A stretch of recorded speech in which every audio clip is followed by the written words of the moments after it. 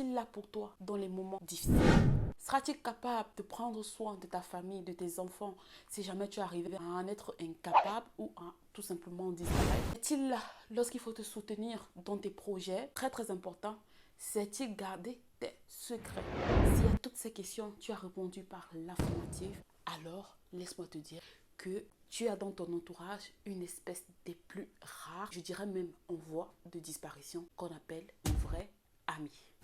Alors, la question est, devons-nous simplement éviter le reste, nous en débarrasser, nous en éloigner, ou tout simplement, y a-t-il une autre solution pour savoir comment les gérer, comment les cadrer et tout? C'est ça qu'on va voir dans cette vidéo. Bienvenue sur ma chaîne YouTube. Si c'est la première fois que tu me découvres, mon nom est Belvita. Ici, nous sommes une jeune communauté, alors je t'invite à nous donner ta force. Je te propose de déposer tes valises et pour ça, je te demande de t'abonner, de liker et d'appuyer sur la cloche de notification afin d'être toujours informé à chaque fois que je poste une nouvelle pépite sur la chaîne. Je suis sûre que tu ne veux pas rater ça. Alors, abonne-toi! Aujourd'hui, on va parler d'un sujet qui touche pratiquement tout le monde. En tout cas, si tu es humain, ça te concerne. Il s'agit des amis. Qu'est-ce qu'on appelle réellement amis? Vous savez, l'être humain est fait pour vivre en meute. Et donc, c'est pour ça qu'on a besoin des relations humaines pour mieux se sentir dans la société, et du moins pour mieux vivre. On va commencer par déterminer les catégories d'amis. Tout d'abord, on va citer le confident. Le confident, c'est un ami, parfois même qui peut en aller jusqu'à être un frère. C'est celui qui nous connaît, celui auprès de qui on n'a pas honte. On n'est pas gêné de ce qu'on est, on n'est pas gêné de ce à quoi on ressemble. C'est celui auprès de qui on est soi-même, tout simplement. Tes problèmes sont les siens, tes succès sont les siens, tes échecs aussi sont les siens. En réalité, ils se sont concernés par tout ce qui te concerne. Il sait fermer sa bouche, il sait garder tes secrets, il sait te défendre, il sait te rectifier correctement en privé, mais seulement en public. Il préservera ton image, il préservera ta réputation, je dirais ainsi. Ça, c'est le vrai ami. Un vrai ami, c'est aussi celui dont on ne peut se séparer tout simplement. Dont l'amitié ne finit pas.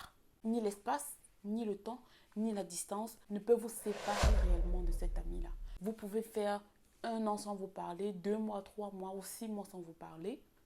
Mais il suffit simplement que l'un de vous, vous vous appelez pour que tout redevienne comme avant en fait. Même quand vous avez des embrouilles, le vrai ami, c'est garder la tête froide. Les embrouilles sont souvent à propos d'un sujet parce qu'on n'est pas d'accord sur quelque chose. Je tiens à préciser que dans cette relation de vraie amitié, il y a des embrouilles simplement qui n'existent pas. J'ai envie de dire, il y a des embrouilles qui détruisent les amitiés. Dans les embrouilles, quand je parle de ça, je parle des extrêmes en réalité. Les embrouilles sont facilement gérables et les embrouilles ne séparent pas ce genre d'amitié. Le prochain type d'amis, c'est ce que moi j'appellerais les amis d'ambiance ou bien les amis de réjouissance ou comme on dirait ailleurs, les amis de boisson. C'est celui avec qui on est toujours en joie, toujours en fête. Vous avez compris, des activités de réjouissance, on va sortir en boîte, on va courtiser des filles, on va sortir avec des sugar daddy. Enfin, il y a toujours une catégorie particulière de personnes avec qui on fait ça. C'est pas toujours avec tout le monde qu'on fait ce genre de choses. Il y a ce groupe d'amis avec qui on se sent légitime de faire ce genre de réjouissance-là. Votre amitié se termine une fois que l'un ou l'autre a décidé de s'éloigner de ce type de réjouissance. Je prends un exemple. Si vous êtes un jeune et que vous avez passé le temps à vivre votre vie, ce qu'on appelle aujourd'hui, à sortir, à vous amuser et à faire tout ce qu'il y a comme extrême, et qu'à un moment donné vous décidez, bon voilà, il est temps pour moi de me ressaisir, d'évoluer, de grandir, de faire ci et de faire ça, ou bien tout simplement des amis avec qui vous jouerez principalement à la PSP, les gars, et qu'à un moment donné une personne d'entre vous ne collabore plus vraiment dans ce sens-là, alors il y a quelque chose qui est cassé dans l'amitié, parce que c'est ça le fil conducteur qui vous lie en fait. Et puis il y a aussi un autre type d'amis que je mettrais principalement aussi dans la catégorie des amis de réjouissance. Ces amis-là qui sont là uniquement quand tout va bien. Ces amis qui cherchent à profiter de votre lumière, qui cherchent à avoir quelque chose de vous en fait. Je ne sais pas comment qualifier autrement ce type d'amis là. Si vous avez une autre expression à ce propos, je vous l'invite à me le laisser en commentaire. Ça me ferait beaucoup plaisir. Mais bon, vous avez compris hein, le modèle d'ami que c'est. Vous êtes célèbre. C'est cet ami-là qui se chargera d'être toujours à vos côtés, partout où vous allez. Une fois que cet ami-là trouve ailleurs ce qu'il cherchait chez vous, et peut-être qu'en mieux, ou bien peut-être qu'en tout juste au même niveau, alors hop, il s'en va tout simplement. En réalité, il était votre ami uniquement parce qu'il avait des intérêts derrière vous. Et je crois que ce type d'amitié n'est pas forcément toxique comme certains le penseraient. Mais bon, ça, on verra à la fin de la vidéo. Alors, reste jusqu'à la fin si tu veux découvrir pourquoi ce type d'amitié n'est pas toxique pour nous. C'est pas seulement dans la célébrité ou dans le showbiz ou bien que forcément il faudrait que tu aies réussi quelque chose. Je pense sincèrement que c'est aussi dans les petites choses. Je veux dire, il y a forcément quelqu'un dans ton entourage que tu connais qui est très fort en quelque chose, qui est très doué, je ne sais pas, je dis n'importe quoi, en informatique, ou bien la personne est tout simplement très intelligente ou bien très audacieux et cette qualité-là t'intéresse. Ou bien cette personne est peut-être fusionnelle à d'autres personnes, elle communique mieux. Et bon, mais comme toi, c'est un défaut que toi tu as, tu t'accroches à cette personne parce que tu veux en tirer ce profil-là de cette personne. Et aussi, ce type d'amitié est souvent très très très fustigé parce qu'il est souvent confondu ou bien il nage en étroite affinité avec l'hypocrisie ou la sournoiserie. C'est pas totalement faux. Ils te couvriront d'éloges, de louanges. Ils chanteront tes talents. Ils te célébreront tout simplement. Mais cela ne veut pas dire qu'ils pensent vraiment ce qu'ils disent.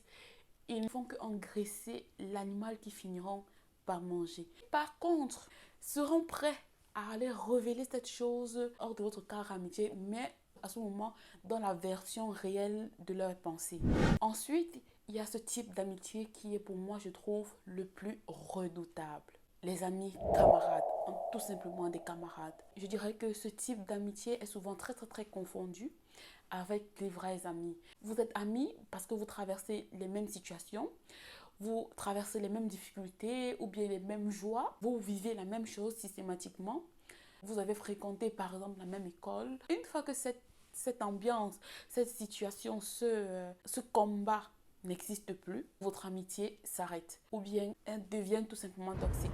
Le fait qu'on ait tellement de choses en commun, le fait qu'on va vers la même direction, entre guillemets, agit un peu comme un leurre dans notre cerveau, nous fait croire que ces amis sont des vrais amis. C'est comme un cheval de Troie dans nos cerveaux parce qu'une fois qu'un camarade il est suffisamment proche de nous, on commence à penser que c'est un ami, que c'est un vrai ami et ça, le réveil peut être dur. Les camarades peuvent être des ennemis très, très car vous avez combattu les mêmes combats, vous avez les mêmes techniques et c'est à tout moment où te toucher où ça fait mal.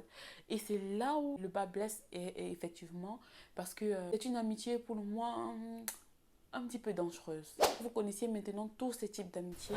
Dites-moi, devons-nous tout simplement garder que les vrais amis autour de nous et nous en éloigner des autres? Moi personnellement, je vous le dis tout de suite, je crois forcément que il faut les garder tous autour de nous. Mais ce qui est important, c'est savoir classifier chacun de ses amis. Et c'est ça qui sera capital effectivement pour la suite. Savoir mettre un camarade à sa place. Ne pas mettre un camarade dans le lot de vrais amis. Ne surtout pas mettre un ambianceur, un ami de réjouissance dans le lot de la camaraderie. Parce qu'il ne saura tout simplement pas s'adapter aux conditions de chaque position en réalité. Et cela peut nous être fatal. Ce qui est intéressant ici, c'est de savoir comment manager chacun.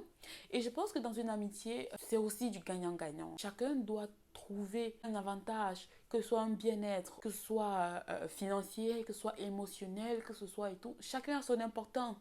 Tout le monde n'est pas forcément là pour t'aider à évoluer ou bien pour essuyer tes larmes lorsque tu pleures. Non. En réalité, il y a des gens qui doivent être là parce que quelquefois, tu as besoin de sourire. Quelquefois, tu as besoin de taffer. C'est pour ça que tu dois avoir des camarades avec toi. Et parfois, on est aveuglé tout simplement par l'amour de l'amitié, l'amour de l'autre, qui fait que parfois, nous sommes en relation de vraie amitié avec des gens. Mais qui eux ne sont pas en relation de vraie amitié avec nous. Vous voyez? Parfois, on est camarades avec des gens, mais qui sont là justement pour des réjouissances uniquement avec nous. Et on n'arrive pas à faire le discernement. C'est ça qui crée vraiment tous ces problèmes d'amitié qu'on peut rencontrer souvent dans la société. Il faut savoir en tirer parti de tous ces types d'amitié. Garder en tête qu'il y a des amitiés qui peuvent aussi être mortelles et savoir lire entre les lignes. Ne pas donner des excuses aux gens qui nous montrent clairement qui ils sont. Je veux dire, surtout pas ignorer les red flags. Parce que croyez-moi, il y a toujours des red flags. Mais c'est nous qui choisissons de les ignorer. Ils nous disent clairement qui ils sont. Chacun nous dit qui il est. Combien de destinées ont été détruites. Combien de projets.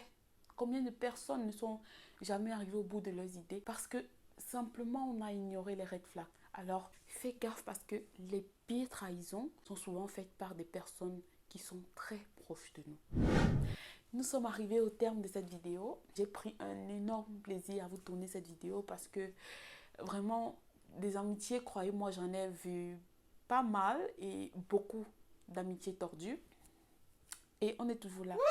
Et j'espère que ce qui a été dit dans cette vidéo te servira à mieux cerner tes amis, à trier le bon du mauvais, bien les choisir et bien les classer, avec qui on fait quoi et rester dans le cadre de cette amitié-là. Voilà, je suis très contente. Merci à toi d'avoir regardé la vidéo jusqu'ici.